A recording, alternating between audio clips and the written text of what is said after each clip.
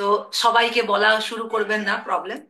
এমনি কাউকে প্রবলেম বলার উচিত যাকে আপনার ফেথ আছে, যার উপরে আপনার ট্রাস্ট আছে, কি একে বললে এ ঢিন্ডোরা পিটবে না সব জায়গায়।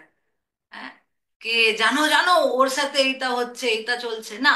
You have to tell to somebody যার উপরে আপনার বিশ্বাস আছে, কে আমাকে হেল্প করবে।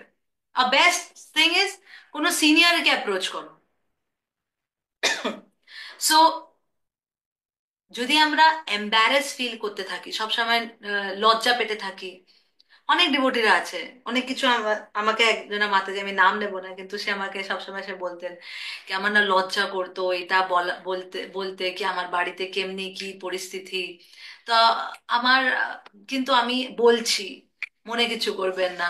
So আমি ভাবতাম, তখন আমি শুনতাম অফকোর্স, বাট আন্ডারস্ট্যান্ড কি যত পর্যন্ত কেউ আমাদেরকে নিজের জীবনের প্রবলেম গুলো বলবে না, আমরা সলভ কি করে করবো। সো সিমিলারলি ডিভোটিস, যখন আমরা ভগবানের সামনে যাই না, তখন আমাদেরকে ভগবানকে অ্যাটলিস্ট ভগবানের সামনে আর তার ভক্তদের সামনে, সিনিয়রদের কথা বলছি, তার সামনে কিছু লোকানোর উচিত না। যদি লোকাবে তাহলে কিন্তু নিজেরই লস, যেমনি ডক্টর অ্যান্ড পেশেন্টের আমি এক্সাম্পলটা বললাম। তার জন্য যা প্রবলেম আছে, শেয়ার ইট, শেয়ার ইট, কোথায় কি প্রবলেম চলছে শেয়ার করুন, তাহলেই এক্সপেক্ট করবো কি কিছু জীবনে হেল্প আসতে পারে, আদারওয়াইজ নট পসিবল। সো এইটা ভগবান দেখলেন কি, কি সুগ্রীবের হৃদয় অনেক সিম্পল ছিল, সিম্পলিসিটি ছিল। সো এটা অনেক ইম্পর্টেন্ট কথা, যার জন্য ভগবান তার সাথে সবসময় ছিল।